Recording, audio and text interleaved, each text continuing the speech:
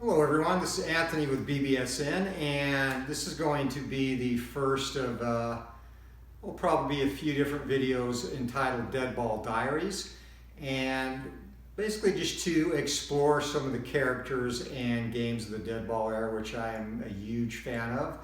In fact, there's a lot of friends of the channel, Chris from Strat-o-matic, Delaware, Beatles Eternally, Clinton Parks, all big Deadball era advocates. ID Jester is one who is not, so this series is actually for him so that we can convert him. So what I want to talk about in this first installment is Charles Victory Faust. And Charles Victory Faust, really, he could compare him to the character Moonlight Graham in Field of Dreams, or I guess first the book Shoeless Joe, later become the movie Field of Dreams. And both very similar in that neither would really be recognized or remembered today in baseball lore had it not been for a book. And obviously in the case of Moonlight Graham, it was the aforementioned Shoeless Joe, and then later the movie Field of Dreams, which immortalized him. And in the case of Charles Victory Faust, it was a book written by Lawrence Ritter in 1964 entitled The Glory of Their Times. And in that book, and I've actually linked video in the description of this one that is, it captures snippets of that audio book. And the audio book in itself is something really to behold, especially if you're a baseball historian or baseball fan, in that it is the actual taped interviews that Larry Ritter did with these players from the Deadball era that went into making the book. And it's really amazing to hear, you know, Sam Crawford, Rube Marquardt, Lefty O'Doul, Smokey Joe Wood, actually Davy Jones is in there, and others actually tell the story, or their story, in their own words. And it was in this book that Charles Victory Faust was really brought back to the conscience of baseball fans based on a story told by Fred Snodgrass, who was an outfielder for the Giants back in that time period. And there are some discrepancies in the way that Snodgrass told the story versus what really happened, which is to be expected. Snodgrass was interviewed a full 53 years after he was first introduced, or Charles Victory Faust first introduced himself to the Giants. And Snodgrass tells it that basically Faust showed up in 1911 prior to a game and made his way out of the grandstand, which in itself, I mean, you can't imagine today going to Yankee Stadium and hopping over the rail and wandering out to where the Yankees were taking batting practice to talk to their manager. But he did. He went out, spoke to Mr. McGraw, and told John McGraw that a fortune teller told him at a county fair earlier that summer that if he were to join the Giants and pitch for them, he would take them to the National League pennant. And as far as history records, that piece is actually true. He did go to a fair in 1911 and was told ostensibly by a fortune teller that that indeed would happen. So that's what brought him to the Polo Grounds on that day. And really at that stage he was 31 years old and really hadn't found his niche in life. He was one of 6 children, 4, including himself, which did not live to the age of 35. 2 of those 4 didn't get out of their infancy. And his father had a farm in the Midwest. Now Charles, by all accounts, was not very bright or capable of contributing to running the farm beyond manual labor. So he kind of grew up on the plains and in really probably what was a very barren and isolated childhood. And as his parents got older, they turned the family farm over to his 2 brothers, and they took over because, again, Charles, I guess to be kind, was slow or dim-witted, really just wasn't capable of running the enterprise. So he kind of wandered around, and not much is known of him outside of those few basic facts until he showed up to stay at the Polo Grounds. Now, the way Snodgrass tells the story, McGraw took a glove, had him warm up, and after a few pitches, it was apparent that he wasn't a ball player. So McGraw threw his glove down and actually caught him barehanded.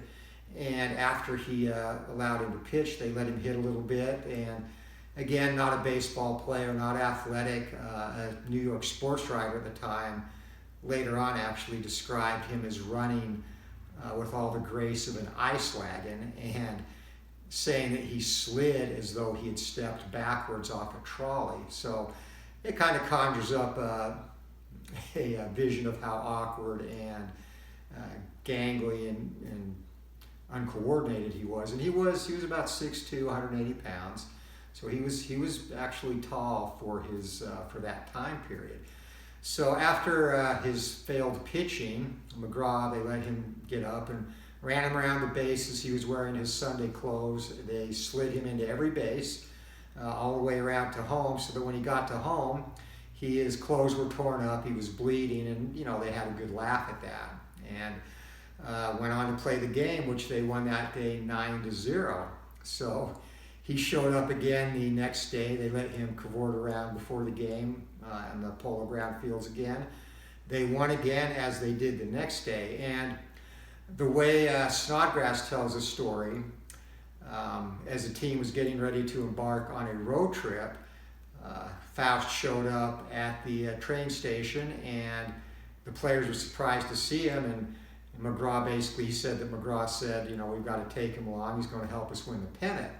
And that actually did not happen. McGraw basically gave him a runaround at the train station. They did not take him on that road trip, and went west, which at the time entailed playing in Chicago and St. Louis, and they struggled on that road trip. So what really happened there is they came back, and when they got back to the Polo Grounds, Faust was there waiting for them again.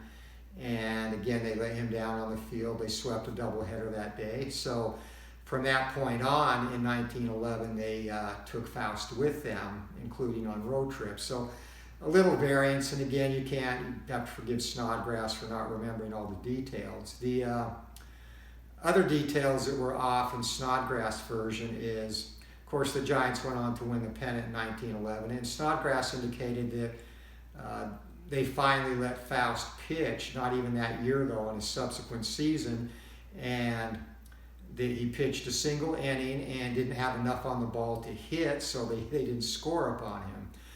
What actually happened there is after the Giants clinched the pennant in 1911, McGraw actually did put Snodgrass into pitch. He put him in with 5 games to go against the Boston Braves, and his first batter, Bill Reardon, hit a long double. Reardon was then bunted over to third and ended up scoring on sacrifice fly, at which point Faust got the final out after that. And as the game ended, Snodgrass indicated he never actually got to the plate in a major league game, which is correct for this game. He was on deck when the game ended, but the Braves, and the Braves won that game, they allowed him to hit, and they basically did the same routine that McGraw did when he first met him, was run him around the bases, make him slide into every base, and then send him home. Only this time they tagged him out just short of home plate. But again, just kind of a spectacle for entertainment of themselves and the fans. And during this 1911 season, he actually did become popular. Snodgrass relates him getting a vaudeville deal, which was correct. He was horrible on vaudeville by all accounts, but he was a big attraction, and at the time there were 13 daily newspapers in New York. And to mix things up, Faust was a very colorful character, so the writers that covered the team for all those papers kind of played tug-of-war with him, and basically to get outrageous quotes and see what he had to say, because again, he was becoming kind of a cult figure in New York at that time. So he pitched again that same season, and it was in the last game of the year against Brooklyn, a game the Giants lost 5-2. And in that game, that was the game that he didn't allow any runs. He did give up a hit, and in the bottom of the 9th inning, he actually got to the plate in that game. The Dodgers, or Robin's pitcher at the time, hit him on purpose, He then stole second and third and actually scored a run on a squeeze bunt. So he did register statistics, has a on-base percentage for his one-plate appearance of 1,000, and contributed to the Giants' all-time stolen base record. They stole a total of 347 bases, a major league record to this day, in 1911. So he had 2 of those. So he did actually have stat lines: pitching, 2 innings pitched, 2 hits, a 4.50 ERA. So again, little discrepancies in the story that Snodgrass tells. Now, after 1911, and the Giants, of course, went on to the series that year and lost to the Philadelphia Athletics, who had their own good luck charm, a hunchback, and I believe his name was Louis Van Velt. So in the battle of mascots, luck charms, the A's got the better of that. And where the story deviates from the way Snodgrass told it at that point is basically Snodgrass, just to put it briefly, indicated that he showed up again in 1912. Again, the Giants won the pennant. Came back in 1913. McGraw again brought him, and again the Giants won the pennant. And at that point, Snodgrass indicated that he approached the team in the winter of 1913, indicated that he was not feeling well, and persuaded them to send him to Hot Springs, Arkansas, so he could recover in time to help them again win the pennant in 1914. Now, Snodgrass, at that point, his version of the story indicates that Faust died in the winter of 1914, so he never made it to spring training. And of course, the Giants did not win the pennant that year. The pennant was, of course, won by the Miracle Braves, who went on to sweep the Athletics in the World Series. What actually happened is in 1912, Faust again showed up, and this time the Giants made it clear they were not going to pay his travel expenses, but they did allow him again to go down on the field and warm up at the Polo Grounds on all the games that they were at home. They just never took him on the road with them. And at that point in time, his antics were kind of beginning to wear on McGraw. And really the only reason McGraw brought him along as part of the team in the first place is McGraw was a very superstitious character. So he figured that if a fortune teller had told this, you know, he was going to see what happened. And that superstition was kind of entrenched when they left him after winning those first 3 games with Faust around. They went on the road and struggled a little bit. So that's kind of the circumstances that led to him even getting retained for 1911. 1912, and I'll back up, he actually went to Hot Springs, Arkansas in 1912, and it wasn't to recover, it was to work out with the Brooklyn team, and his purpose was to learn to pitch left-handed so that he would be twice as valuable to McGraw during the 1912 season. So fast forward, McGraw again allowed him to hang around during home games, but his act was starting to get a little bit old. He was constantly on McGraw to let him pitch again, let him pitch. And McGraw began to finally see him less as a good luck charm and more as someone who was kind of demented or delusional, and actually was becoming a concern having him around. So McGraw finally persuaded some of the players later in that season to convince him to travel back to Kansas, where his family was from, and wait to see the Giants struggle to where McGraw would want him to come back, and at that point would have him pitch. And of course that was kind of a moot point. The Giants still won the pennant without him. 1913, as much as he tried to get back onto the Giants, McGraw rebuffed him, so he actually was not part of the Giants at all in 1913, and again they won the pennant. And he ended up sending multiple letters to the Giants, McGraw, and even to the National League office in 1913, and again at the beginning of 1914. He did not die in the winter of 1914. as Snodgrass dictates in his version of the story in Glory of Their Times. He was actually alive and well.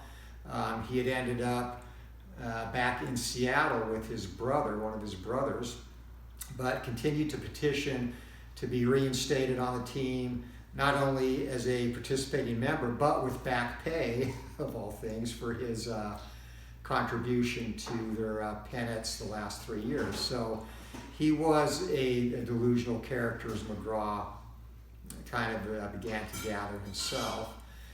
And it was during the summer of 1914, as the Boston Braves began to close the gap between themselves and New York on the way to winning the pennant, that he decided that he was going to go back to New York from Seattle and force himself upon the team. And the way he chose to do that was by walking. That didn't end well. He walked all the way from Seattle to Portland, where he was picked up by police kind of wandering around the streets in a stupor. They checked him into a mental institution there, were able to summon his brother. His brother came and got him, took him back to Seattle. But at that point, it was discovered he had contracted tuberculosis, and he remained committed in a sanatorium until he died the next year. And he actually did die in June of 1915, so about a year and a half after the date that Snodgrass gave in his version of the story. But, you know, again, minus the historical facts, been a little bit off. And, you know, Snodgrass, as I mentioned, 53 years will do that to your memory. But, you know, most of the story, including how he got started or hooked up with the Giants through fortune teller, as far as history can tell, are fact. A couple of other notes on that scenario is Rube Marquardt was one who, you know, not saying that Rube believed in him or pitched better when he was there, but it was a proven fact that when Faust was with the team, Marquardt had a record of 33-2, and including 1912 when he had his record 19 game winning streak. That was all time that Faust was with the team, and when McGraw finally convinced the players to get Faust to go back to Kansas, from that point on, Marquardt was a sub-500 pitcher the rest of that season. So you can read into that what you will. Obviously, it's a coincidence, but you know, there are definitely, another one was the start that the Giants got off to in 1912.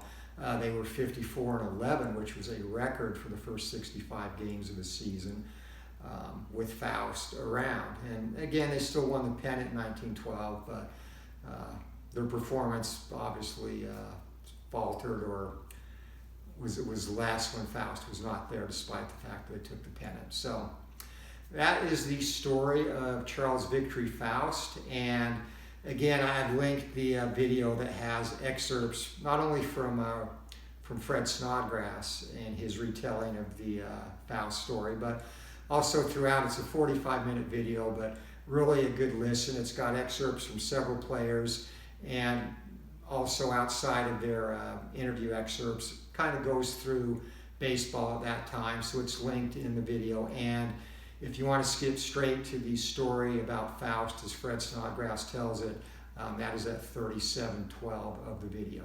So to close this edition of the Deadball Diaries, and in honor of Charles Victory Faust, I do have the 1911 Strat-o-matic season, and obviously Faust with 2 appearances, 2 innings pitched, and 1 at bat is not carded. But we will still play the final game of the 1911 season, New York Giants against the Brooklyn Dodgers, in which Faust appeared for the second time and did not give up a run in 1 inning pitch, only allowing a single hit to the Brooklyn Nine. So that will be our Charles Victory Faust tribute, and hope you enjoyed this edition of Deadball Diaries. And if there's anything you'd like to hear about in a future version, I'll probably maybe do 3 or 4 of them on various topics. Drop that in the comments. And as always, thanks for watching, and let's get to the Polo Grounds for that game.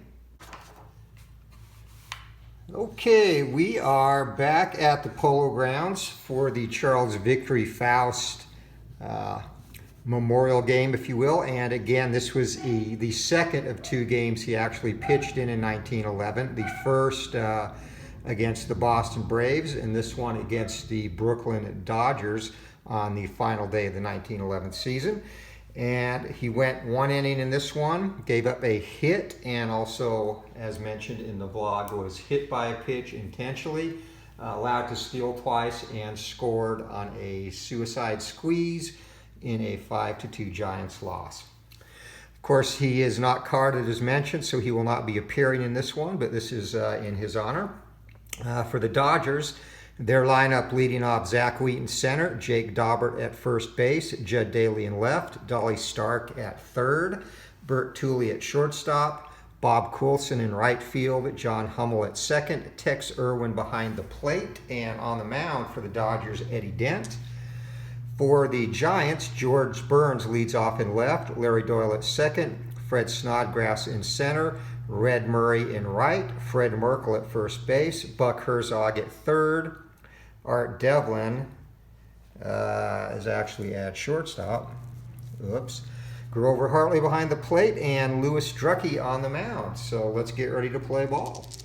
All right, top of the first, Zach Wheat leading it off for the Dodgers, and that is a 6 and a 7. And Drucke against the left-hander is going to be a ground ball to second base X.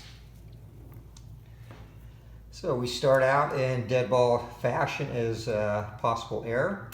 And Doyle. Oh, and for defense, I'm playing super advanced everything but defense. I just don't like super advanced defense. Personal preference. So to second base, and Doyle for the Giants is a 39. So 6, he's going to get to that. Oh, I'm sorry, in a range of 3. 6, he gets to that, and 39 on a roll of 4. And that is going to be an error 1. So Zach Wheat leads off the game with an E4, and just what you would expect from dead ball, plenty of fielding gaffes. And next up, Judd Daly to the plate. And Jake Daubert, 5 and a 9 against the left-hander, and that is going to be a triple. So we have our first run of the game. As Wheat comes around to score, unearned run for Drucke. And the Dodgers take a quick 1-0 lead here in the first. Daubert on third base for Judd Daly, the left-hander. Chocked full of left-handers, and Drucke is a righty. 3 and a 7 is going to be a strikeout, 1 down. So that was much needed as Dolly Stark steps up. 5 and a 10 right-hander, and that is going to be a catcher X. So behind the dish for the Giants, we have Grover Hartley, who is a 4 and 11.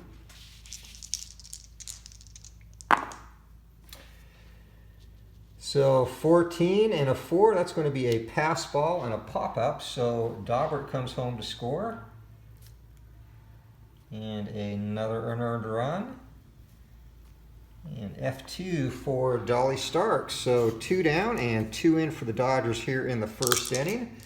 Up next, Bert Tooley, the shortstop.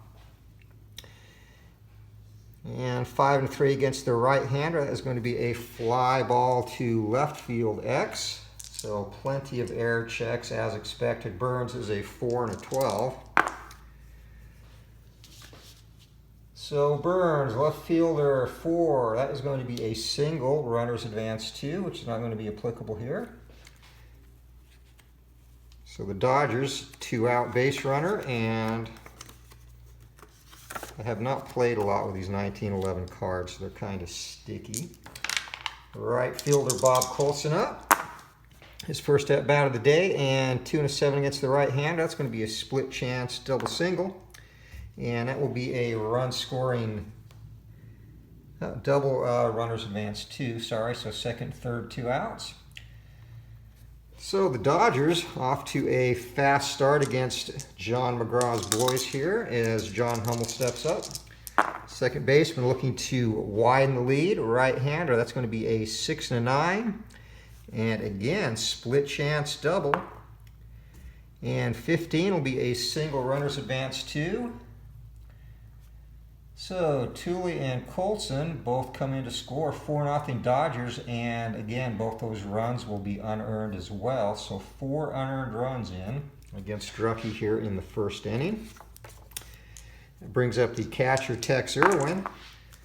And fire, Drucky looking to put the fire out. Another left-hander, 6 and a 3. That's going to be a ground ball or a fly out to right field X. And out in right field for the Dodgers, we have Red Murray, who is 2 and a 13.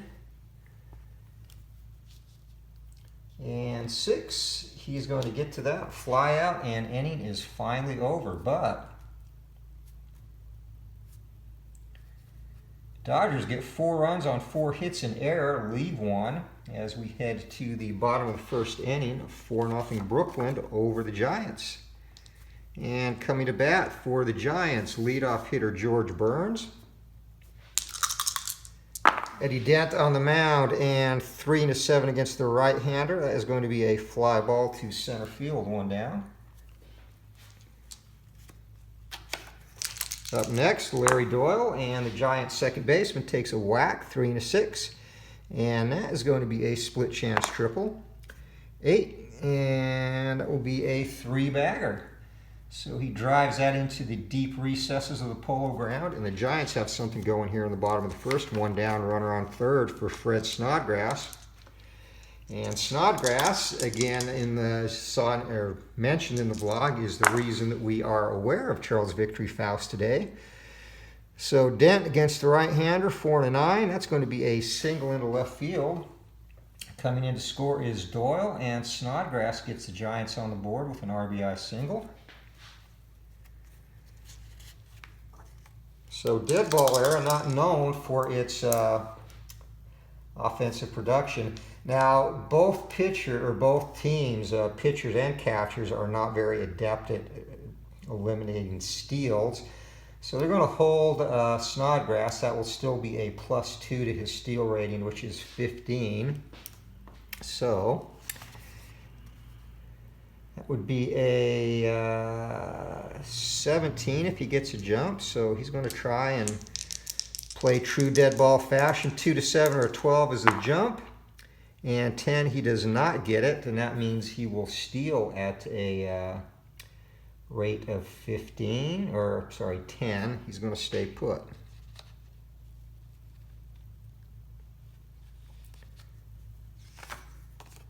Actually, I looked at the wrong one. 10, he still would not, so yes, he's staying put. Red Murray up now, 1 down, runner on first base. And 6 and a 6 against the right hand. That's going to be a line drive to shortstop. So 2 down. And that brings up the Giants' first baseman, Fred Merkle. Snodgrass would go on, of course, to have a famous muff in the 1912 series. And we all know what Merkle did in 1908 that ostensibly cost the Giants the pennant. 5 and a 7 against the right-hander, and that is going to be a ground ball down to short. So 6-3 on the putout. The Giants fight back and get 1, but they trail 4-1 heading into the top of the second inning. As the pitcher, and 6 and a 9 against the right-hander. And that is going to be a split chance. So Drucky struggling, and it's going to be a double for the pitcher, Eddie Dent. So Drucky's day might be short here in this one if he continues to get hammered. Again, the Giants have clinched the pennant, so no real urgency to winning this game. 3 and a 6 to Zach Wheat against the right hand. That's going to be a ground ball down to shortstop, and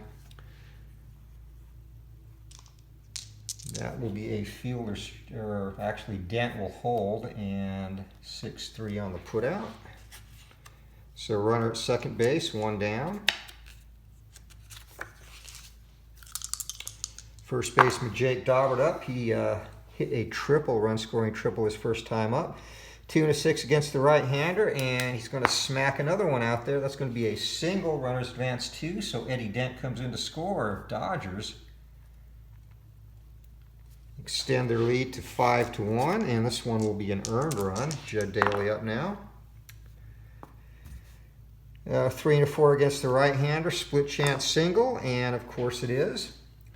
It'll be a single. Runners go station to station. Daubert down to second. And the Giants have some early bullpen action here as Dolly Stark steps up, 4 and a 4. And against the right-hander, that'll be a ground ball down to third. And Herzog is a 2 and a 36, so 16.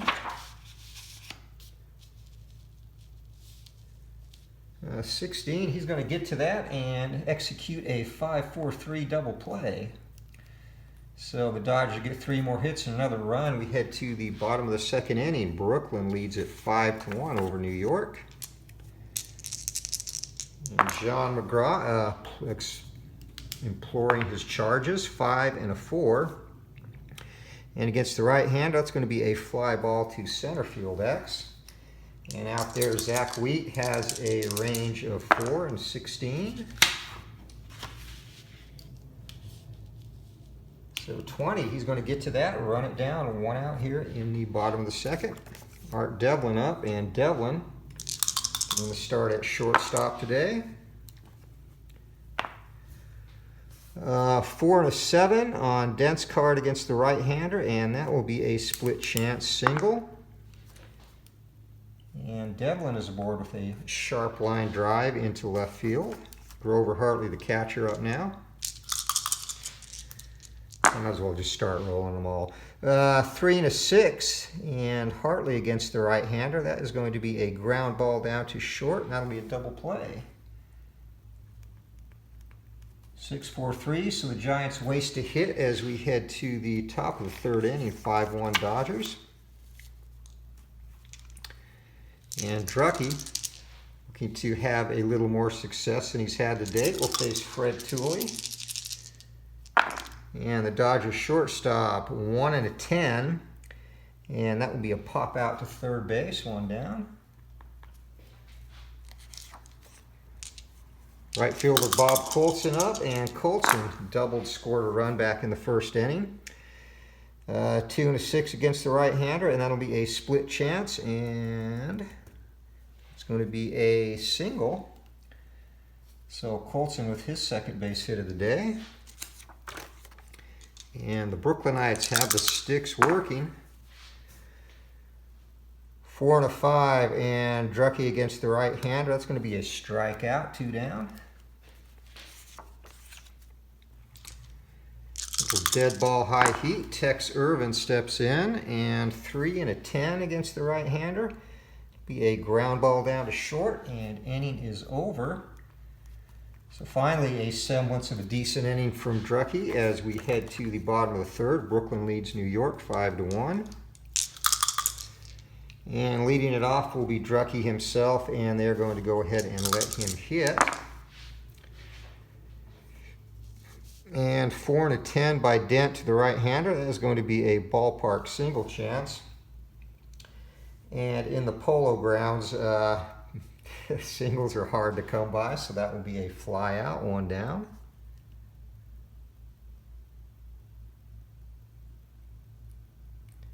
Back to the top of the order now, and George Burns steps in. Not to be confused with George and Gracie, the comedians. 2 and a 7 against the right-hander, and that'll be a fly ball to left field, 2 away. So things are unfolding very much like they did in real life. Brooklyn off to a fast start with a 5-1 lead, and Giants struggling at plate. 5 and a 12 against the southpaw. It'll be a ground ball X down to first. And Daubert, 1 and a 19. Good defensive first baseman, especially for the time period. And 12, that'll be a potential error. And 5 on a 19 is, that's going to be an E1. So Brooklyn has their first boot of the day. As Doyle is aboard E3, I'm sorry, not E1. So Doyle, he will try and steal as well. Because in that time period, you manufactured runs however you could. He gets a jump on 2 to 10, automatically out on 11 and 12. And he is gunned down. So much for that, as he's caught stealing. And the Giants go by the wayside in the bottom of the third inning. Heading to the top of the fourth, 5-1 Brooklyn. And back up is Eddie Dent. 6 and a 4 against the right-hander. That'll be a ground ball down to short. And Eric Devlin, 3 and a 29. So 15 is going to get to that, scoop it up, whoop it across the diamond, and 1 down. And Brooklyn starts their third time through the order here, only in the fourth inning. 2 and an 8, and Zach Wheat against the right-hander. That's going to be a single right back up the middle. So Wheat, his first hit of the day, but second time he has been on. That brings up Jake Daubert, 2 for 2 with 2 RBIs and a run scored. And Wheat's going to stay put on first base. 1 and a 9 to Daubert against the right-hander, and that'll be a ground ball down to second, and only play is going to be over to first. So 2 down, 4-3 as Wheat pulls into second base. 2 outs, runner in scoring position for Judd Daly. And 2 and a 6 against the right-hander. Ground ball to Merkel, scoops it up, goes to the bag. 3 unassisted. And the Dodgers get yet another hit, but are kept off the scoreboard for the second straight inning. Heading to the bottom of the fourth, 5-1 Brooklyn over New York. And our man Fred Snodgrass leading things off in the fourth inning for the Giants. 1 and 8, and Snodgrass takes one in the short ribs, hit by pitch, trots down to first base. And Snow going to stay put for Red Murray. 3 and 3 against the right-hander. That's going to be a walk. So now runners on first and second as Dent's control is deserting him just a bit. And potential hit and run situation.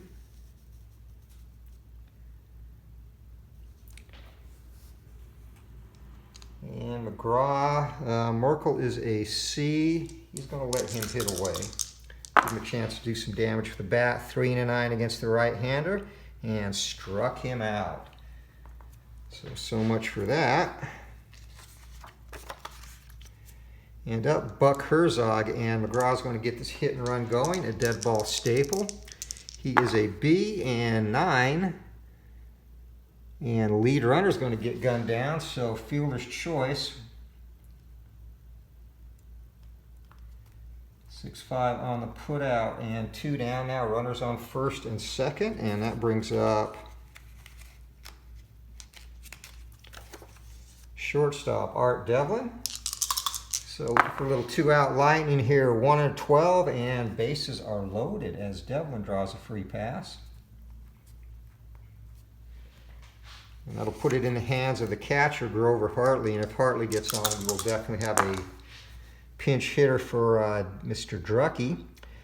3 and 5, and nope, ground ball down to third base. Up with that is Stark, whips it across the diamond to Jake Daubert, and the Dodgers dodge a bullet. So no runs, no hits, no errors, but they do have 3 base runners stranded as we head to the top of the 5th inning. And our score still 5-1 Brooklyn. This will be Drucke's last inning of work as Dolly Stark steps up. 5 and 11, and that's going to be a single, ballpark single actually. And Stark, the right-hander, he needs an 8 or less and doesn't get it.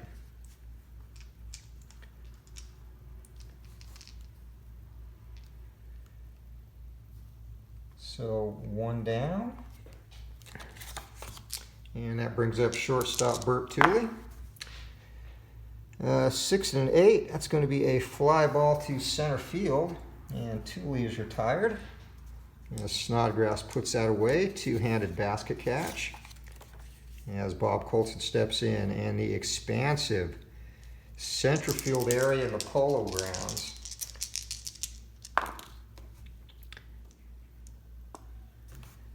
One and a 6 against the right-hander, and it's going to be a fly out to left field. So 3 up, 3 down, and Drucke does fine in his last inning of work. So he's going to go 5 innings.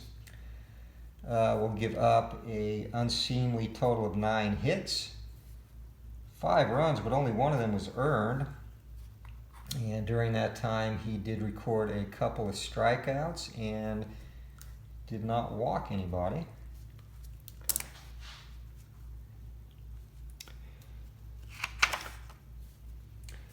So pinch hitter, and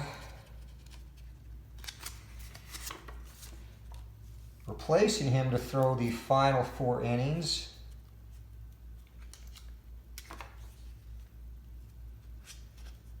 Saving Matty to start the World Series game, so we're going to get Hooks Wiltz coming on. And Wiltz in 1911 for the Giants went 12 and 9, a 3.27 ERA in 27 starts and a handful of relief appearances. And this would have been a good time for Victory Faust to make his appearance, but not going to happen. And the Giants need a pinch hitter. And that will be Art Fletcher.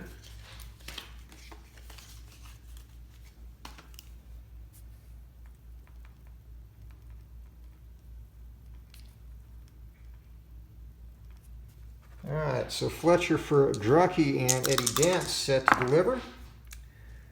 1 and 6 against the right-hander, and it's going to be a single, so Fletcher gets things going here in the bottom of the 5th inning.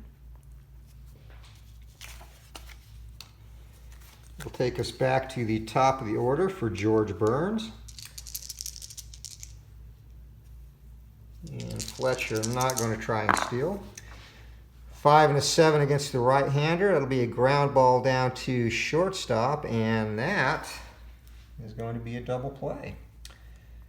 So 6-4-3, and McGraw possibly should have put the runner in motion there, but trailing by 4 runs, even in the dead ball era, not necessarily wise strategy. 4 and a 7.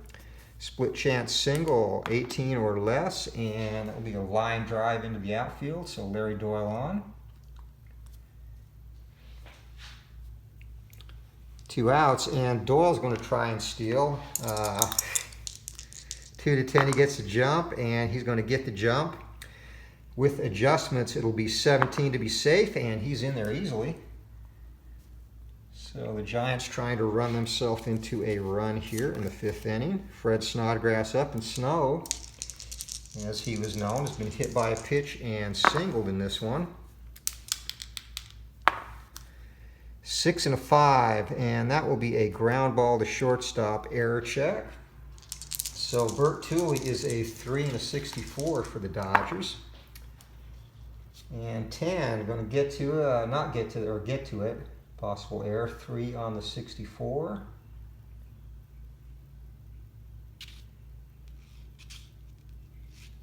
And that is going to be a 3-E1.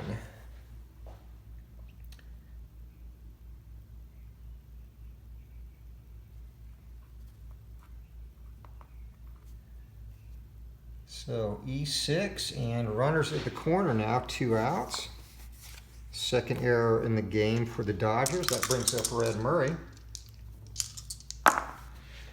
And Murray, 1 and a 7, and ground ball down to shortstop, and that was one of the few bad rolls in there, so they're going to get out of the inning again. Dent and the Dodgers playing with fire. They give up a couple of hits, no runs, 1 error. Giants again leave a couple as we head to the top of the 6th inning. Still 5-1 Dodgers in this one, as Our new pitcher takes the hill, hooks Wiltz, the southpaw. And again, 12-game winner in 1911, gets set to face Bob Coulson. And 4-8 against the right-hander. That's going to be a pop out to shortstop. Circling under that is Devlin, puts it away, 1 down. Second baseman John Hummel in Hummel today. He is 0 for 2. Has flown out to right field, grounded out to short, 5-7. And split chance double, and it's going to be a single for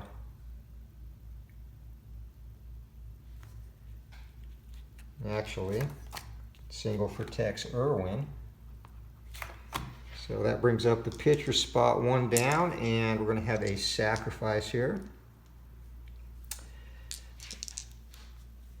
And Dent is a D.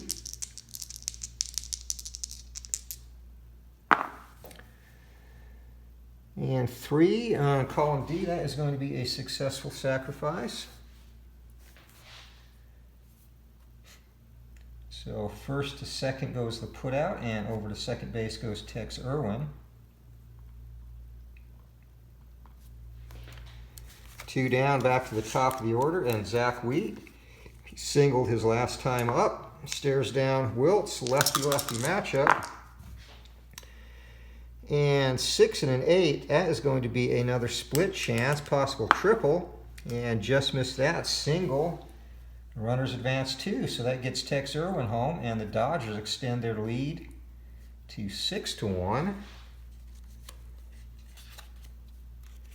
And that's going to bring up Jake Daubert. Daubert chatting in the dugout, needs to get up to the plate. Another lefty-lefty matchup, Wiltz with the delivery, 2 and 7. And that is going to be a single, runners advance 2.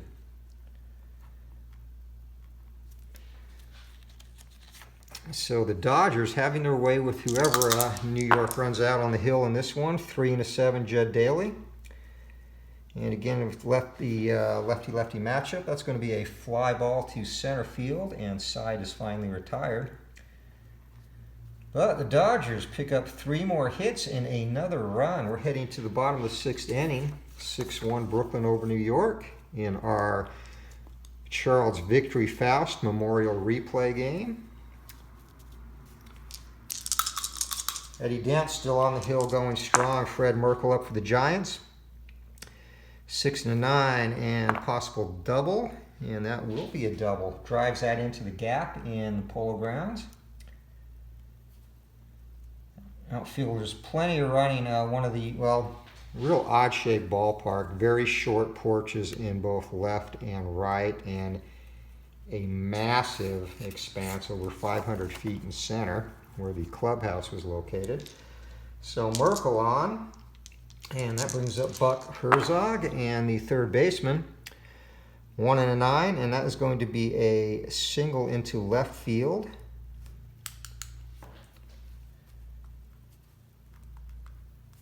So first and third, as the Giants are going to play the percentages. Nobody out, runners at the corner looking to get back into this game as Art Devlin sets up. 4 and 7 against the right-hander, and that's going to be a possible split chance single, 18 or less. And yes, sir, station to station, run comes in. Over to second goes Herzog, and Devlin with the RBI single. And Giants scratch another one back, 6-2. Catcher Grover Hartley up now. And Hartley on the day 0 for 2. He has hit into a double play as well. 1 and 7 against the right-hander. That's going to be a double, runners advance 2. So the Giants cranking the sticks up a little bit, and still nobody out. Score is now 6-3. Runners on second and third, and the pitcher spots coming up. They're going to leave Wiltz into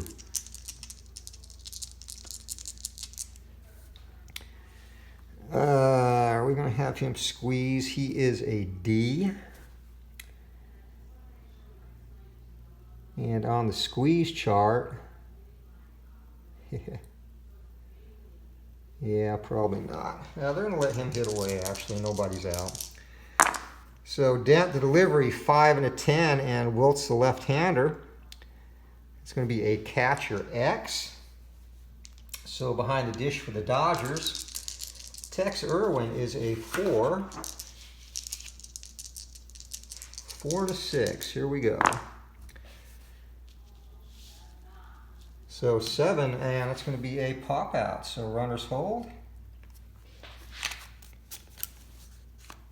And back to the top of the order, 1 out, runners second and third. George Burns with a chance to make some hay, 4 and a 10. And against the right-hander, that is going to be a ballpark single chance. Right-hander in the Polo Grounds, needing an 8 or less on the 1D20. Does not get it, fly out center field, 2 down. And not pinch hitting, that wouldn't have made a difference, but a potential second guessing opportunity there as Larry Doyle steps up, a lefty versus righty, 5 and a 9. And that'll be a split chance double single. That's going to get both runners home regardless, and that will be a double. So Doyle comes through with a big 2 out knock, gets in 2 more runs. And don't look now, but this game is close, and the Dodgers are not going to the postseason, so they're going to get their ace up, Nap Rucker. And he's going to try and stem the tide, but Dent must face 2 more batters. So again, already 4 runs in this inning, 6-5 the score. And Fred Snodgrass coming to the plate with a chance to tie it with a base knock would be appropriate. 6 and 8 against the right-hander, and that's going to be a fly ball to center field. So Giants almost bat around. They come up with 4 runs on 5 hits. All of them earned. We are through 6, and it is 6-5 Brooklyn. And Dent's point of weakness is the 7th inning. So if he comes up this inning, we'll have a pinch hitter. Hooks Wiltz back on the hill for the Giants. And 5 to 9 against the right-hander. Ground ball down to shortstop, 1 down.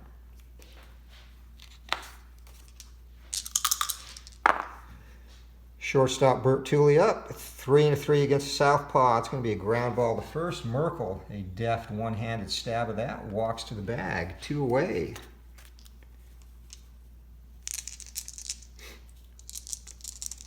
And right fielder Bob Colson, and Colson 1 and a 9 against the southpaw. Struck him out, swing and a miss. A little bit of cheese there, so 3 up, 3 down go the Dodgers in the 7th. We head to the bottom of the 7th inning. In the Polo Grounds, a pall of smoke hangs over the air due to all the cigars in the stands as the band plays Not Take Me Out to the Ball Game, because it wasn't played at ballparks back then, but a little ditty from John Philip Sousa as Eddie Dent stays on the hill, ready to go as Nap Rucker if needed. 3 and a 10 against the right-hander. And that is going to be a split chance, and if that's a double, it's going to be a single.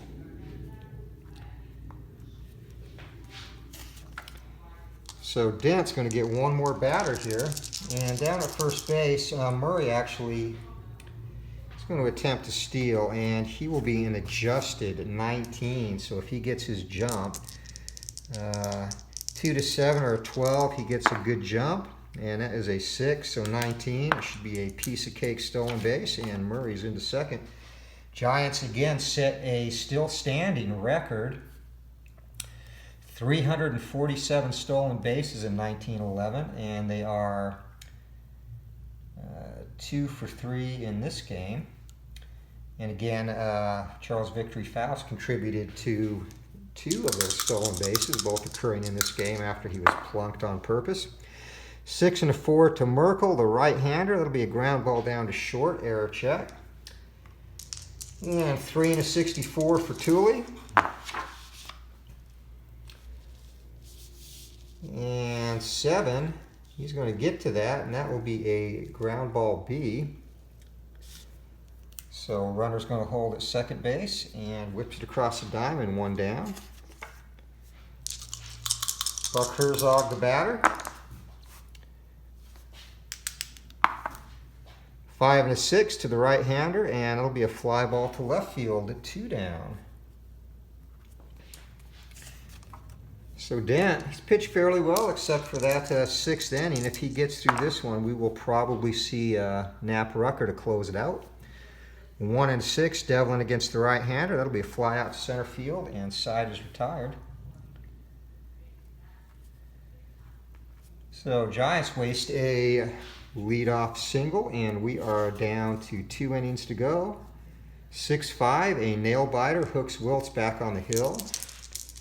And he's going to finish this out for the Giants, 4-9. And against the right hand, that'll be a single right back through the box. So Hummel, he is on with his second hit of the day. Also has a couple of RBIs back in the 1st inning.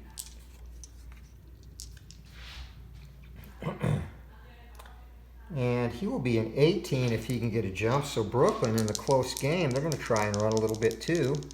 Out automatically on a 12. 7, he gets the jump. 18. Here comes a peg, and he's in there easily. So stolen base number 1 for the Dodgers.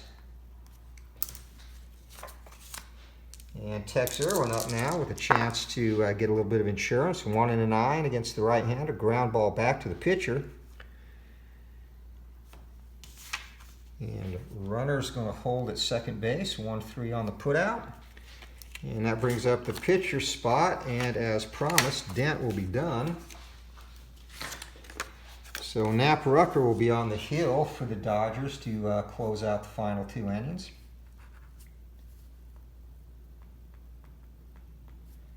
Dent, he goes 7 innings pitched. Gives up a total of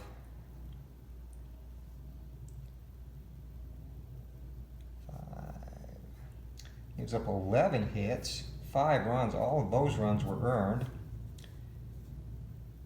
Plunks a batter and also walks a couple. And records 0 strikeouts.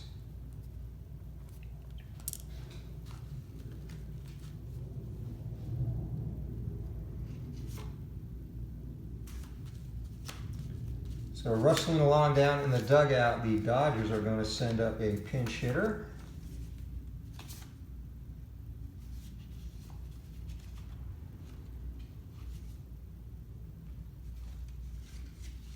And that is going to be Hub Northern.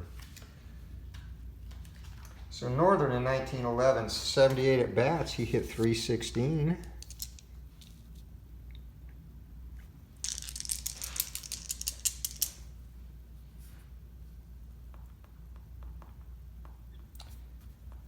So Wiltz checking for the sign, and runner on second base. Here we go. Lefty-lefty matchup in this one. Brooklyn not playing the percentages.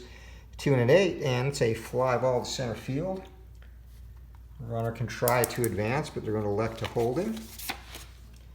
And back to the top of the order, and Zach Wheat has a couple of hits on the day, an RBI, and a run scored. 2 down, runner in scoring position. Here comes a pitch. 3 and 8 against the left-hander. Ground ball down to Merkel. Merkel picks it up, goes to the bag, and his side is retired. So a hit for the Dodgers, but they don't bring anything across as we're heading to the bottom of the 8th. Still 6-5, Brooklyn leads. And the new Dodgers pitcher, Nap Rucker, will face Grover Hartley to start things off. And right-hander, 5-9, be a strikeout. First strikeout for Brooklyn pitching in this game.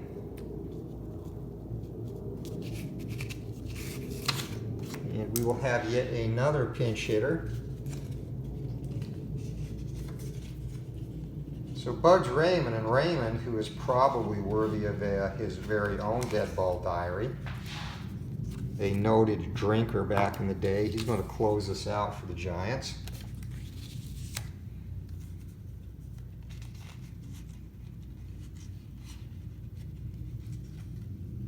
And pinch hitting will be Beals Becker.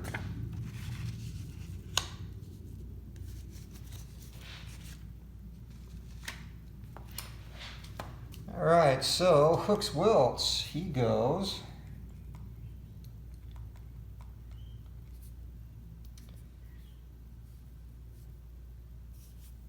3 innings. and he gives up 4 hits in a run. And has 1 strikeout, no walks. So a total of 5 pitchers are going to be used in this game, which is extremely rare for the dead ball era. As Becker, the pinch hitter. Look to get things going here for the Giants with 1 out. And 1-8 against the left-hander. And that is going to be a strikeout, so poor choice of pinch hitters there by Mr. McGraw. As Becker is retired, and we go back to the top of the order. George Burns, 2 outs, and the Giants down to their final 4 outs of the game. 5-11 against the right-hander. Fly ball to right field, potential error. And out right field, Colson, 4-10.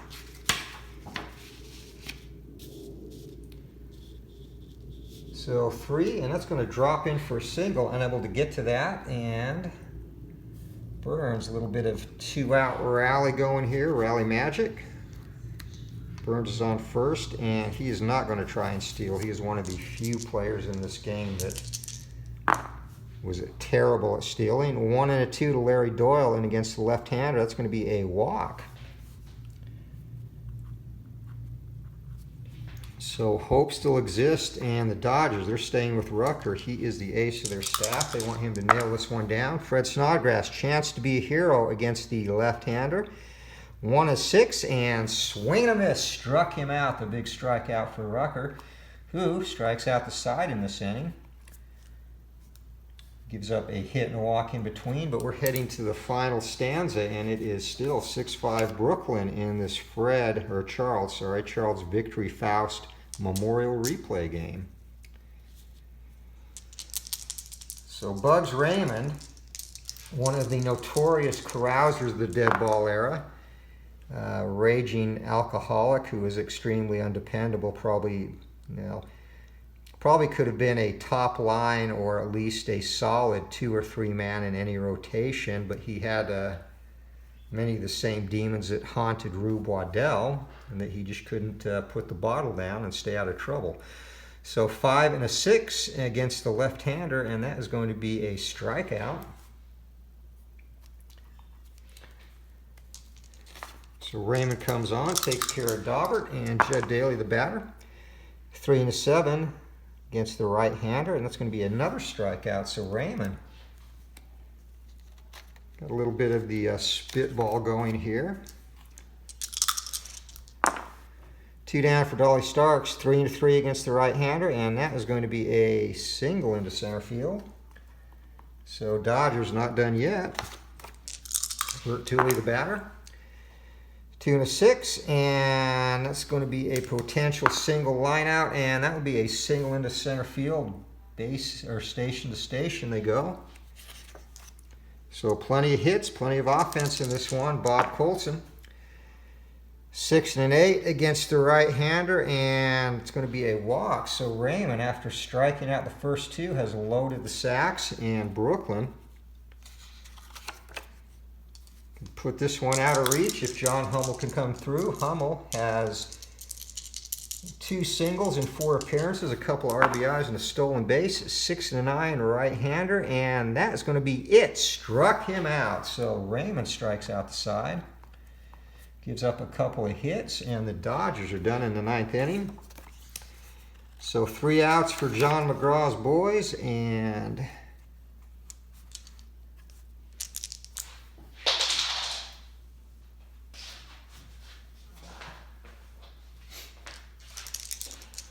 umpire dropped the ball. Knapp Rucker looking to nail it down. He'll have Murray, Merkel, and Herzog. So 4-11 against the right-hander, and that is going to be a fly ball to left field. Out in left field for the Dodgers, Daly is a 3-19. And not going to get to that. That's going to be a single. So the Giants off to a promising start, and with adjustments, he's been held. He will still have a 19 1 to 19 to be successful stealing if he can get a jump. So 2 to 7 or 12, and he's got the successful jump. Again, should be a piece of cake, and Murray into second base with a steal. Third of the game for the Giants, who ran wild in 1911. Fred Merkle, a batter. Knapp Rucker looking to nail it down. 2 and a 4 against the lefty. Pops him up to first base, so big out there. 1 down. And Buck Herzog, the batter. 2 and a 3 against the southpaw, and that is going to be a ground ball down to third base. Runner holds. So Giants down to their final out. Art Devlin, the shortstop, up. Rucker gets a sign. Kicks, delivers, 1-7, and that's going to be a single. And runner scores. So we are looking at free baseball here. Grover Hartley, the batter, unless he can do something to end it. 4 and a 10, and fly ball to center field X. You never know in the dead ball era. 4 and a 16, Wheat out there. 8. And he is not going to get to that. That's going to drop. So single 2, and the Giants have the winning run 90 feet away and the pitcher spot up. So they're going to go to the bench.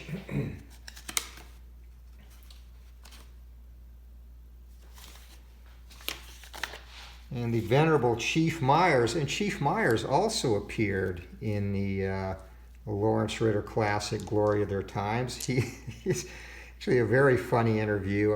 He used to like to hang around the big league clubs later on, and one time presented a general manager of the Dodgers, I believe, with what he said was a bag of mystical pebbles from the Quackaluchi tribe. And when the writer asked him about that, he said, no, they were just pebbles I got out of my basement. He just wanted to make it look like he was giving an offering. Chief Myers, a very entertaining interview, again, in an audio book or paperback, Glory of Their Time. So he has a chance to be the hero here. Knapp Rucker, 6 and a 9, and against the right-hander, and that is going to be a fly out to right field, and that will do it. So Myers can't come through. And what we're going to do in this one actually is we are going to call this on account of darkness. So the Giants, on the final day of the season, they come through to tie this in the bottom of the 9th inning, and it was a long game, too dark to continue. So Giants will be going on to the World Series this year, of course, and Dodgers, a decent season. They finished middle of the pack in the National League in 1911. So final tallies for the Dodgers. They had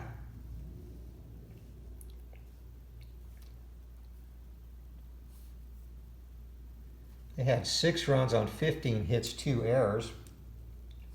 Giants, with 3 hits in the 9th, had 6 runs on 6 runs also on 15 hits and 1 error. So we will call that, again, on account of darkness, mainly because I have to get back to work, but 6-6 here on the final day in our Charles Victory Faust 1911 Memorial Replay. And again, this was one of 2 games that Faust actually pitched in that season. Gave up a run against the Boston Braves on a hit, and did not give up a run against the Dodgers in this game. Did give up a hit, but was able to retire the side without damage. So again, I have linked the video in the description of this that talks about, actually it has excerpts from several ball players, as mentioned in the vlog, from the glory of their times, and intermixed with a little bit of history of that time. It's actually a really nice little video to watch, about 40-45 minutes long. But if you want to skip straight to the part where they're talking, where Fred Snodgrass is talking about Charles Victory Faust, I'll put that in that will be in the description too. It's 37:12 mark. So Thank you for watching. Hope you enjoyed this first edition of Deadball Diaries. And fittingly, the Dodgers and Giants played with 6-6 tie, called on account of darkness. Remember, please support friends of the channel. If you like this content, and especially this series, please hit the like button. And if you'd like to hear any suggestions, requests for a future Deadball Diary, like I said, I'll probably do 3 or 4 of them. Please leave that in the comments, and I would be happy to squeeze your request in, as I really don't have anything planned outside of this. I'll just kind of pick topics as I go. So if you want to see anything, put it in there. And again, thanks for watching. Until next time, keep swinging for the fences. This is Anthony with BBSN. We'll see you.